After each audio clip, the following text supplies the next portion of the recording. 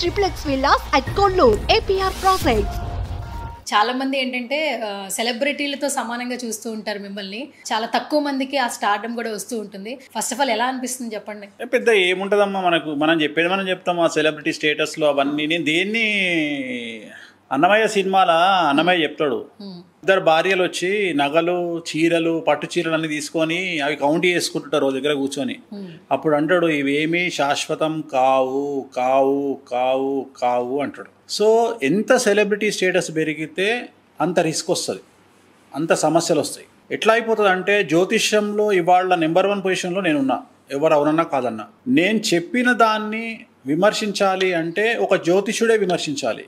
కానీ ఎంత దిగజారిపోయింది అంటే, జ్యోతిష్యంలో ఓనమాలు తెలియని వాడు, నవగ్రహాలు ఎలా ఉంటాయో తెలియని వాడు, 12 రాసులు ఏంటివి, సో 108 పాదాలు ఏంటివి, నక్షత్రాలు ఏంటివి, భావాలు ఏంటివి, ఫలాలు ఏంటివి తెలియని వాడు కూడా వేణుస్వామి ఏదైనా చెప్పంగానే వేణుస్వామి ఏం చేస్తున్నాడు, వేణుస్వామి ఎందుకు చెప్తున్నాడు అని విమర్శిస్తాడు. మనకు సింపుల్ లాజిక్ అమ్మ, మానసికంగా డిస్టర్బ్ అయినటువంటి ఒక వ్యక్తిని సాధ్యమైనంత వరకు కొండ ప్రాంతాలకు తీసుకువెళ్ళమని చెప్పి డాక్టర్లు చెప్తారు.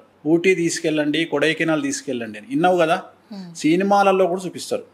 సూపర్ స్టార్ కృష్ణ గారి సినిమాలో శ్రీదేవికి హెల్త్ బాగా లేకపోతే మానసికంగా తీసుకెళ్తే వెన్నెలైనా చీకటైనా అని ఒక సాంగ్ ఉంటుంది. అంటే దాని అర్థం ఏంటంటే, వెన్నెలకు దగ్గరగా ఉంటే చంద్రుడి తేజస్సు వాళ్ళ మీద పడడం వల్ల మానసికంగా వాళ్ళు స్ట్రాంగ్ అవుతారు అని.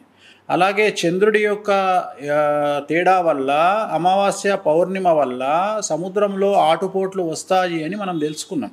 సో అట్లనే ఎలాగైతే సముద్రము ప్రపంచవ్యాప్తంగా 70-75% వాటర్ ఉంటుంది, మిగిలింది భూమి ఉంటుందో, అలాగే మన శరీరంలో కూడా వాటర్ కంటెంట్ అనేటువంటిది ఉంటుంది, మిగతాదంతా ఎముకలు గూళ్ళు అని మనం అనుకున్నాం. సో నవగ్రహాలు కమాండ్ చేస్తున్నప్పుడు వాటి గురించి మాట్లాడినప్పుడు జనాలు మనల్ని రిస్ట్రిక్ట్ చేస్తున్నారే అనే బాధ ఈ మధ్యన చాలా తీవ్రంగా ఉంది.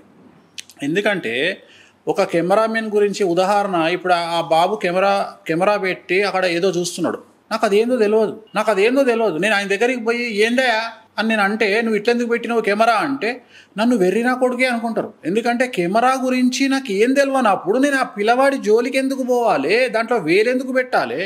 ఈ మైక్ ఉంది, ఈ మైకు గురించి నాకేం తెలియదు నిజంగానే. ఇది నేను ఇందాక ఏమడిగినా, దీనికి ఏమైనా మైకు పెడతారా అని అడిగిన. అంటే దీని సబ్జెక్ట్ నాకు తెలియదు. నాకు సబ్జెక్టు తెలియనప్పుడు తెలుసుకునే ప్రయత్నం చేయాలి.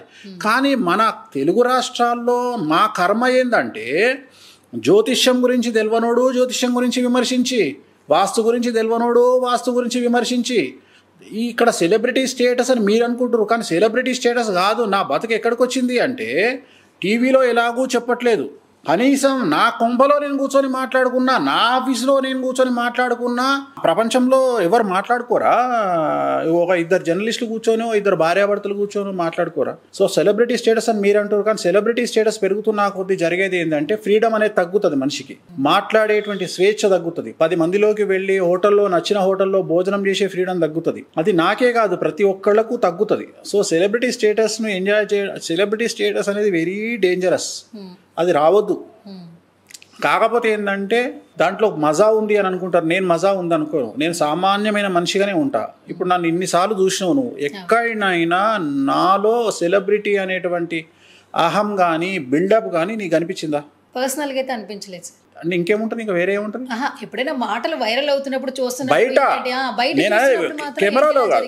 నేను ఇప్పుడు ఇన్ని రోజులు మన పరిచయంలో ఒక్కనాడన్నా నేను అహంభావంగా నీ దగ్గర ఉండడం కానీ మాట్లాడడం కానీ ఎక్కడైనా కనిపించిందా? చాలా సింపుల్గా ఉంటాం. నేను డ్రైవర్తో సమానంగా చూస్తా, నేను పనివాడిని సమానంగా చూస్తా. సో ఆ సెలబ్రిటీ స్టేటస్లు ఇవన్నీ నేను ఏమంటా అంటే శాశ్వతం కాదు. సో రెండోది, ఎంత స్టేటస్ పెరిగితే ముఖ్యమంత్రి గొప్ప అని మనం అనుకుంటాం, కానీ ముఖ్యమంత్రికి ఉండే సమస్యలు ఎవరికి ఉండవు. అట్లనే ఒక హీరో గొప్ప అని మనం అనుకుంటాం. ఆ హీరో ఫెయిల్ అయితే, సినిమా ఫెయిల్ అయితే, ఆ హీరో పడే కష్టం ఎవరికి రాదు. ఒక్క సినిమా పోతే ఆ హీరో 5 సంవత్సరాలు బయటికి రాలేడు. అంటే అంత డిప్రెషన్లోకి వెళ్ళిపోతారు. ఒక హీరోయిన్ సినిమా ఫెయిల్ అయితే డిప్రెషన్లోకి వెళ్ళిపోతుంది. సో చాలా ఈజీగా మనం మేనేజ్ చేస్తాము. సో నా మీద కూడా ఎంత ప్రెషర్ ఉంటుంది అంటే, ఒక ప్రిడిక్షన్ చెప్పినప్పుడు అది జరగకపోతే చాలా ప్రెషర్ ఉంటుంది నా మీద. సో చాలామంది చాలా రకాలుగా విమర్శిస్తారు. బయటకు వచ్చి మాట్లాడితే కానీ తెలియదు కదా. అంటే ఇక్కడ ఏమంటారంటే, మనకు నిజాయితీతో పాటు సక్సెస్ రేట్ కూడా ముఖ్యం. సో సక్సెస్ రేట్ ఉంటేనే సినిమా ఇండస్ట్రీ అయినా, డైరెక్టర్లైనా సక్సెస్ రేటు ఉన్న వాళ్ళకే చెల్లుబాటు ఉంటుంది. సెలబ్రిటీ స్టేటస్ అనేది ఎప్పుడూ శాశ్వతం కాదు, పోతూనే ఉంటుంది, వస్తూనే ఉంటుంది. అది పెద్ద శాశ్వతం కాదు. ఇవాళ రేపు సోషల్ మీడియా సెలబ్రిటీ లాస్ట్కు కుంభమేళాల పూసలు అమ్ముకునే అమ్మాయిని తీసుకొచ్చి ఇవాళ ఫ్లైట్లు ఎక్కించి ఎక్కడెక్కడో తిప్పుతున్నారు. సో ఆమె ఎన్ని రోజులు ఇట్లుంటుందో తెలియదు, ఉన్నన్ని రోజులు అనుభవించాలి, తర్వాత మళ్ళీ దుకాణం బంద్. అన్నిటికంటే ముఖ్యం ఏంటంటే అమితాబ్ బచ్చన్ చేసే షో కోన్ బరేగా కరోడుపతిలో ఎవరైతే కోట్ల రూపాయలు సంపాదించారో వాళ్ళందరూ రోడ్డు మీద ఉన్నారు. ఇప్పుడు వాళ్ళందరూ గొప్ప అని మనం అనుకుంటాం. వాళ్ళకు తెలివి ఉంది కానీ డబ్బిస్తే హ్యాండిల్ చేసే తెలివి లేదు. వాళ్ళందరూ ఇవాళ మైనస్లోకి వెళ్ళిపోయారు. సో బ్యాంక్రప్ట్ అయిపోయారు మొత్తం, అంటే లోన్ల పాలైపోయారు వాళ్ళంతా. సో చాలా కష్టం సెలబ్రిటీ స్టేటస్ నిలబెట్టుకో. ఈ ప్రపంచంలో 3 విషయాలు చాలా ఈజీ, 3 విషయాలు చాలా కష్టం. ఒకటి డబ్బు సంపాదించడం ఈజీ, అమ్మాయిని ప్రేమించడం ఈజీ, సెలబ్రిటీ స్టేటస్ తెచ్చుకోవడం ఈజీ. అలాగే 3 కష్టం, అమ్మాయిని కాపాడుకోవడం కష్టం. అంటే పెళ్ళాంగా వచ్చిన అమ్మాయిని పెళ్ళాంగా నిలబెట్టుకోవడం కష్టం. అలాగే సెలబ్రిటీ స్టేటస్ నిలబెట్టుకోవడం కష్టం, డబ్బు సంపాదించింది నిలబెట్టుకోవడం కష్టం. ఏవి ఈజీయో అవి కష్టాలు. ఓకే, ఈ ప్రపంచంలో ఈ 3 అట్లా వెరైటీగా ఉంటాయి. ఎక్కడి నుండి చూసినా వికటకవి, ఇక్కడ నుండి చూసినా వికటకవి, ఇక్కడ నుండి చూసినా వికటకవి అని. ఈ 3 ఈజీ, 3 కష్టం. సో చాలా రిస్క్ ఉంటుంది, వీటిని బ్యాలెన్స్ చేయడంలో చాలా రిస్క్ ఉంటుంది. రెండోది వీటి మీద సమాజం దృష్టి చాలా ఎక్కువగా ఉంటుంది, సోషల్ మీడియా దృష్టి చాలా ఎక్కువగా ఉంటుంది. నిన్నటి వరకు అడ్డగోలుగా సంపాదించినటువంటి ఇన్ఫ్లుయెన్సర్స్, యూట్యూబర్స్ సడన్గా ఇవాళ రాత్రి టెన్షన్తో ఉన్న వీడియోలన్నీ డిలీట్ చేసుకొని ఇప్పుడు నెలకొచ్చే రెవెన్యూ రాకుండా, అటు ఇన్స్టాగ్రామ్లో యాడ్లు లేకుండా ఒక్కసారి వాళ్ళ ఫైనాన్షియల్ స్టాండర్డ్స్ మొత్తం పడిపోతాయి ఇప్పుడు ఈ కేసుల వల్ల, బెట్టింగ్ యాప్స్ వల్ల. సో చాలా రిస్క్లోకి ఇది అంతటా ఉంటుంది. సో ఖచ్చితంగా ఈ సెలబ్రిటీ స్టేటస్ అనేది ఈ సంవత్సరము నాతో పాటు సెలబ్రిటీలు అందరూ విశ్వావసనామ సంవత్సరంలో రిస్క్లోకి వెళ్ళబోతున్నారు.